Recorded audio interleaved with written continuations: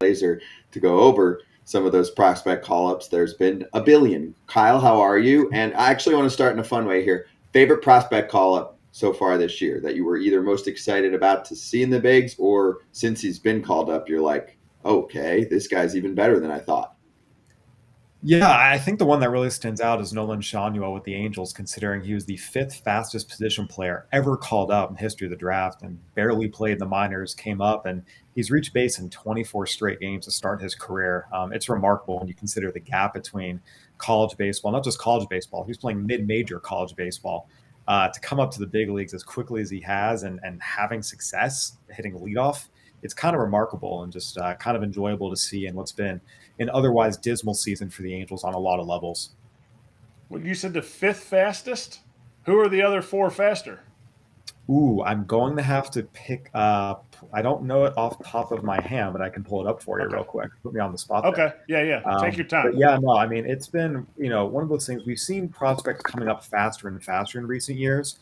But even with that, this was remarkable. He was at low A for a hot minute, double A for a little longer, and that was it. So the four prospects, position player prospects who were drafted that reached the majors faster than Nolan Shanuel were Dave Roberts, not the Dodgers manager Dave Roberts, the old Dave Roberts from the 70s who played for the Padres, Bob Horner, Dave Winfield, obviously a Hall of Famer, and Brian Milner. Milner was the last and most recent to come up this quickly. He was a catcher for the Blue Jays, reached the majors 17 days after being drafted. Back in 1978, all these guys were in the 70s. Nolan Shanuel doing it in 2023 is remarkable and really unprecedented in the last 30 plus years. Why do you think? Players are coming up so fast? Doesn't it seem like it's crazy to me that like these guys, 2 weeks later, this and that, but gosh, it's like gosh, these guys are rushed. It's I don't know, but is it because of travel ball when they're younger, they're exposed to more? Is it because the colleges have gotten so much better? I mean, Jackson Holliday is 19 years old. He's in AAA and he's doing well. I mean, how are these guys ready for these situations? Well, it's a couple of things. On the amateur side, things have gotten a little bit more professionalized. You talk about the high school level, not just travel ball, but USA baseball, and even regular high school coaches now have so many more tools and training assets available to them now to help these players get better. College baseball, we've seen a lot of major league coaches go coach at the college levels, help these guys get ready quicker, just in terms of their preparation and giving them the tools needed to succeed at higher levels.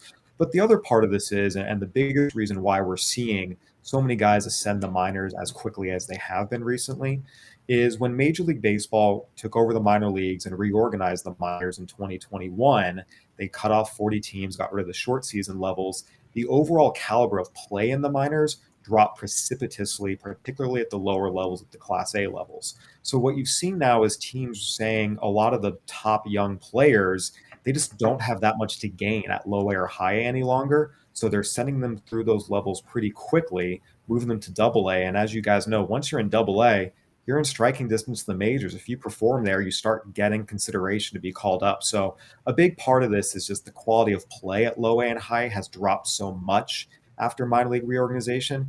Teams don't really see the value in keeping top guys there for very long. So what's the deal with Holiday? Why isn't he up with the Orioles? Is it because they've got, a lot of talent on the big league squad? I don't think anybody at this point doubts that if he was called up, he would more than hold his own right from the jump, even with a playoff contender and potentially even be an instant hit. He hasn't really struggled much. You can correct me. You're paying even closer attention, but give us like your worldview of the story of Jackson Holliday, the rise, when he's coming up, and should the Orioles have called him up or still could for a playoff run? Yeah, it's really remarkable. You talk about this time last year, he had just graduated high school. And for a high school draftee to be in AAA 1 year after he was drafted is nothing short of remarkable. And he's a player that's been on a consistent upward trend, continues to get bigger, stronger, faster every year. We're seeing the power start to come, and he's always been a really instinctive player, as you'd expect, as someone who's the son of a player who had as good of a career as Matt Holliday. I think with him, the biggest thing you're talking about is as talented as he is, as polished and as poised as he is, physically, this is still a teenager. This is still a young kid. And while he's had a lot of success at every level so far, there's still not a lot of total at bats at AAA. And the other part of this is I talked about the quality of the minors declining. The gap between AAA and the major leagues is wider than it used to be. So taking a kid who still has a lot of physical development left, who really doesn't have that many at bats at the AAA level, and thrusting him into the pennant race, especially as the Orioles are trying to get home field advantage in the American League and stay in first place and not have to play a wild card series, thrusting him in right away in that high pressure situation might not be what's best for him long term. Again, he's instinctive, he's polished, he can survive. But when you look at the Orioles are in great position right now, throwing him into the mix might not be what's best for him long term. I think it makes sense that they're letting him get some more at bats at AAA and seeing where the chips fall there. Wait, so you're saying that AAA has regressed, low A, high A has regressed. Like, is this something that MLB created on their own? Is this like, I know MLB could care less about the minor leagues. They really are just more about getting cheaper players to the big leagues. That's what the owners want. But like, did they create this monster? And what makes you say that the gap between AAA and the big leagues is so much bigger now? Yeah, so this is a byproduct of what Major League Baseball did by eliminating the short season levels. That gap between rookie ball and full season ball low A used to have the Northwest League, the Pioneer League, these short season levels that were higher in the complex leagues. They eliminated that. So what happened is a lot of guys from rookie ball who really aren't ready for full season ball have nowhere else to go. So they're up at low A. So low A now is basically what the short season leagues used to be. And then high A is what low A used to be. So we've seen the caliber of play decline there most precipitously.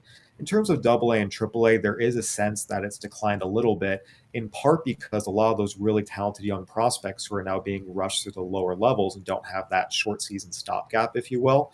A lot of times they're not ready to make the jump to double A, and that filters down to triple A too. So you're seeing a lot of teams signing a lot more of the older veteran types, the 32-year-old, the 34-year-old who has big league experience, has spent a lot of time in AAA and kind of knows, how to play the game, but their pure ability level might not be as high as a really good young up and coming prospect. So we've seen a lot of kids struggle to make the jump to low A and high A. And then as a result, a lot more filler types are kind of filling out the rosters in double A, triple A. And as a result, you're seeing more guys in AAA now throwing 86, 87, 88, whereas before had guys throwing real gas on a consistent basis. Kyle, my question is kind of along the lines with Kratz's, though. Is Major League Baseball did this, and I've talked to some people that are in minor league, positions, and they're like, well, it also we don't have enough players because, and they have to get rid of players sooner because they don't have enough teams and they can only have certain roster sizes. So like you're talking about the short season, this and that. Well, you used to be able to like, okay, a guy got out, like say a high school kid was drafted. If you don't perform right away, they have to get rid of you because guess what? A new draft crop of 20, only 20 rounds is coming in. We have to clear 20 players plus the international guys that are coming up every year. So it doesn't allow for late bloomers and guys to kind of like you said, play 2 years in A ball, play a short season, play a low A. Oh, he figured it out. Oh, boom, he gets there now. So, I mean, I don't know that this is one of the byproducts. And honestly, I don't know that I love this for the future of baseball. Yeah, there's certainly been a lot of issues that have sprung up. If you go and watch low A baseball right now, just to be frank, it can be hard to watch because it's a lot of kids who are still learning to play the game. 18 years old, 19 years old, sometimes 17 years old. Ethan Salas was 16 and he was in low A this year. So you have a lot of guys who you can see there's talent there, but they need time. They need physical strength gains. They need to learn to play the game. And a lot of times not given a chance. It's, hey, you're in low A and we're going to cut you. We have to push you up to high A, even if you're not ready. A lot of times teams just push them and they continue to struggle. Then they eventually get released. So we have seen this really, really hurt Latin American players in particular who sign younger, move up a little younger, and thus the physical development comes a little bit later.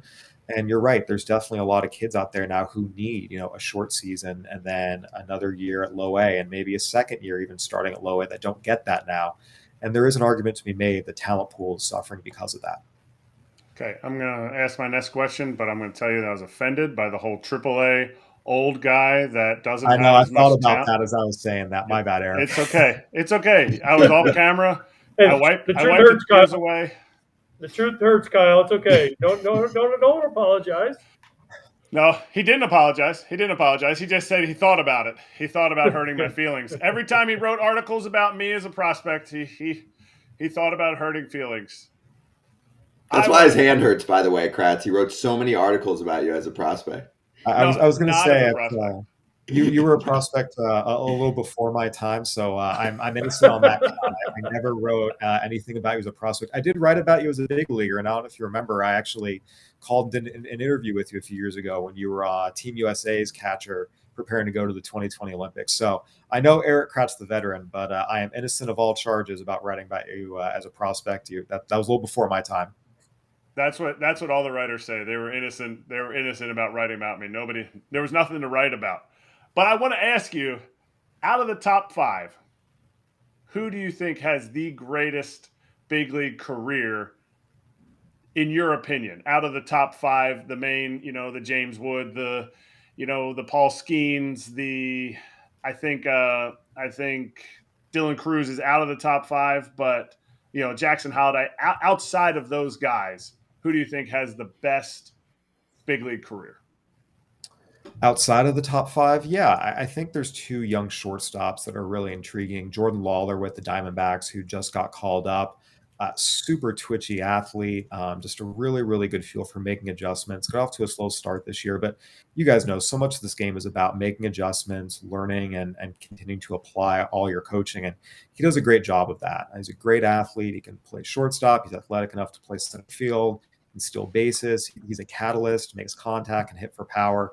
Can do a lot of good things. And then also Marcelo Meyer, who's a shortstop in the Red Sox system, got hurt this year, but just such a smooth operator, both in the box and at shortstop.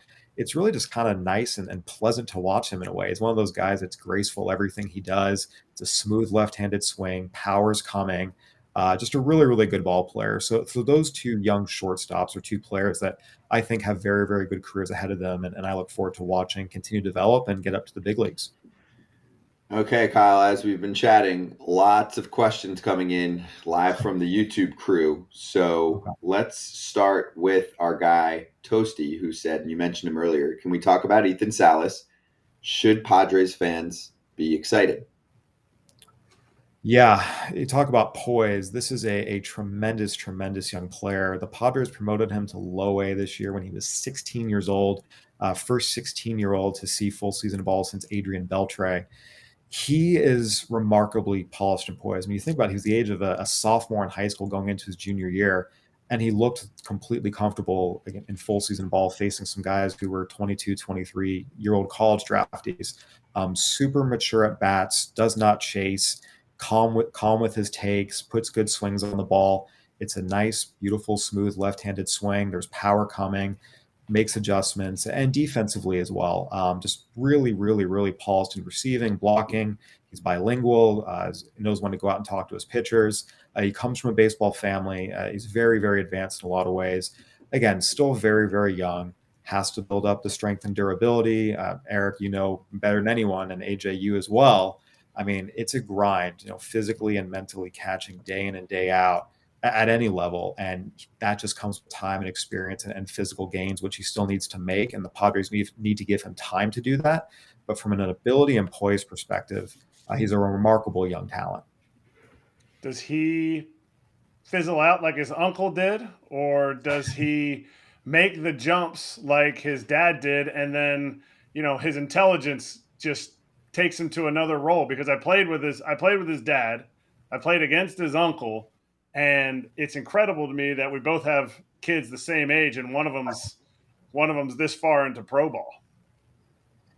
Yeah, look, you never know when you're talking about teenage prospects. Again, you guys can speak to this. So many guys who you played with that had tremendous talent, looked like they had it all, and then just hit a wall or fizzled out, or any number of things happen. Especially talk about catchers. So, injuries pop up. The grind of the position can wear guys down, but everything he has shown to date makes you optimistic that he has a chance to be a very, very talented, special young player. Again, it's the swing, it's the poise, it's the ability to make adjustments. It's the power that is starting to come. It's the receiving. It's how he handles himself with his pitchers, with his coaches, with the media even. Talking to him, you don't feel like you're talking to a 16-year-old. So all the ingredients are in place, but like anyone else, he has to stay healthy. He has to stay on the straight and narrow. He has to continue to put in the work. If those things happen, he certainly has a chance to be a very, very special player in San Diego for a long time. Okay, this one from D-Rod. We have a few Yanks fans in the chat who are looking for some hope, and they feel weird. They're like, I don't know what I'm supposed to do with my eyes and my hands. It's September, and it's meaningless baseball, and we're just rooting for spoilers. So let's talk prospects. My thing for Yanks fans is I'm like, you get to actually try dudes out in the bigs, and I know Dominguez, obviously, it was short-lived, but it looked awesome for a week, but the injury occurred. So going down to the farm, D-Rod says, will Yanks' new crop of prospects have an impact in 2024? Is Drew Thorpe the real deal? Yeah, I mean, you look at guys like Spencer Jones, you look at guys like Drew Thorpe. We saw Austin Wells come up. All these guys are in the upper levels or have made the jump to the big leagues. Everson Pereira fits in there. So there's definitely a good young crop, especially of position players the Yankees, have an opportunity to give playing time to. We've seen in the past they've preferred to give it to older veterans, sometimes to the team's detriment. So letting these young guys get out there, play, get consistent reps in ABs. Yeah, there's certainly things to like with all of them. In terms of Drew Thorpe, I actually got to see him when he was at Cal Poly. Great changeup, really durable. The big thing with him is we see fastball changeup pitchers have a lot of success in the minors. Then once they get to the majors, they tend to have more struggles. Chris Paddock is a prominent example of this. We've seen a guy like Gavin Stone with the Dodgers destroy the minors with his great changeup, came up to the majors, and if you can't beat guys with your fastball, it can be a problem. So with Drew Thorpe, while his minor league numbers were exceptional, he probably fits more as like that number 4 or 5 starter rather than a frontline stud, just because it's mostly about the changeup. The fastball is just okay. The slider's inconsistent.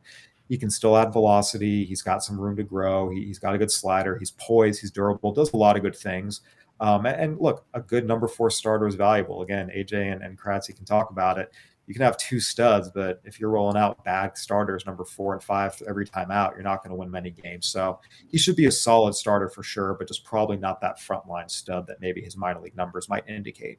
One more before we move to another org. Roderick Arias, who was a big international prospect addition for them a couple years ago for the Yanks. Do you know his progress and where he's at? Yeah, really, really talented young international player. Again, long way to go, but you see the tools, you see the ability. The Yankees have done a really good job with international signees recently. You talk about Jason Dominguez, Everson Pereira. We've seen Oswald Peraza. We've seen Oswaldo Cabrera. So they've done a good job scouting Latin America. And this is another guy who has a chance to, again, potentially do some things. But, we're talking about a really, really young kid at the lowest levels of the minors with a lot of physical development and a lot of developmental steps to go. So give him time. But there's certainly exciting tools to be intrigued about and to keep an eye on. All right, so 2 more to go here, and this is an org question. So we have a lot of White Sox fans that watch and listen to the pod. Go figure. So AJ early in here said that the White Sox just hired Barfield, director of player development, assistant GM. Will he be able to turn around the Sox terrible player development? So the one thing, I mean, we're talking about Yankees dudes, and obviously they have not had, it's clear, they have not had a lot of success bringing guys up to the show over the past 10 years that have turned into legit big leaguers. But a lot of Yanks fans think this next group's going to do that. So thoughts on what you're seeing here on the White Sox side, and can kind of mix in your overall thoughts on what you're seeing on the development side, because there still seems to be these massive gaps with certain teams that just pump out prospects. And every dude that comes up has a legitimate chance to stick in the big leagues or make a big impact. And other teams where it's just disappointment after disappointment. And sometimes it seems like, I don't know, you tell me, are they doing too much with some teams, and others, do they not have the resources? Yeah, so first with Josh Barfield, he did a really, really good job with the D-backs. And again, this is a guy who brings credibility, was a big leaguer, comes from a big league family with his dad. I remember watching him with the Padres growing up in San Diego, had some really good years, and he did a really good job with the D-backs farm system. We've seen the D-backs bring up some really good young players, Corbin Carroll obviously being most prominent, but a lot of other guys have progressed up to the big leagues. And again, they've had some early struggles, Ryan Nelson, Brandon Pfaadt, etc. Alec Thomas, but these guys are overall progressing the right way up through the system. They're getting to the majors, and now they just have to make adjustments. I think Josh Barfield, again, having the big league experience, he gets it. He knows what it takes. He's become a good talent evaluator. And he did a really nice job in Arizona, helping young players continue to get better and putting them in situations to be successful. I think he will be a help to the White Sox. In terms of your bigger question about player development, we like to think that every organization is perfectly in sync and they have the best coaches, but they don't. Some teams put in a lot of resources into strength training and nutrition and hire the best coaches, and others don't. I mean, it's no different than any other level. Some coaches are better than others, and the best ones tend to get paid more. So it's about teams putting in the resources and being willing to pay for the best coaches, being willing to pay for the best nutrition, being willing to pay for the best strength and conditioning equipment. And some teams just aren't. And so you see a lot of guys in some organizations who are really talented, have tools, but they just never progress physically, or they never learn the nuances that help take them from good to great. And a lot of times it's because the organization just didn't invest in the resources to help them get there, where other organizations like the Dodgers spare no expense. They hire all the best coaches. They bring in the healthiest meals. They have the nicest facilities, and they are constantly working with these guys to help them get better, to give them the time and the resources. That's a big reason why Dodgers prospects in general are very, very successful when they get to the big leagues very quickly. Yeah, we're big on that, and we talked about that a lot, and it makes sense. I mean, and it's how you get the continuity going with that franchise, because it's not just like every top spending team does well, Mets, Padres, etc. So let's finish with this, Kyle. Justin asks if teams were saving prospects at the trade deadline to use in the offseason to trade for guys like Trout, Arenado, Burns if he's available, Goldschmidt. To me, I mean, I think there's been a process for a while where many GMs keep getting tighter on what they want to, give up in their own farm system, and especially with dudes that are close to the show, because they're like, I'm going to get a league minimum guy for years that's going to help me, and I just spent a lot of time and effort into grooming him to be a big leaguer. So, what are you seeing on the trade front? Yeah, teams are definitely more and more reluctant to trade top prospects. We see teams being willing to trade guys who rank, 50 to 100 on the overall top 100, and guys who are maybe number 7 or 8 in their own system, who are good players, but not that elite level prospect. It's pretty rare to see guys who rank in the top 50 and at the top 100 get traded anymore. And a lot of it is, we see so many young guys come up and have an immediate impact, and teams are wary of being the team that trades one of those guys away, and it comes back to haunt them.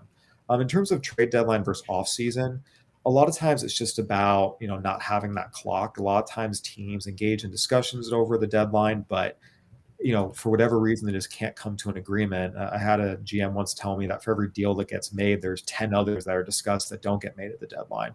Whereas the offseason, you have a little more time, you can do a little more due diligence, be more thorough in your evaluation. So we do tend to see teams make more moves in the offseason involving bigger names, both on the the player side in terms of prominent big leaguers, as well as prospects. A lot of it's just a time component. Kyle, this was awesome. Really great to have you on and have some time to be able to spend. A lot of questions coming in all the time and still more. And I told everyone, all right, we'll bring them back and we'll get to more in the future. But really enjoyed it, and enjoy the end of this season and October. And obviously we'll have you on again soon. Sounds good, Scott. Looking forward to it.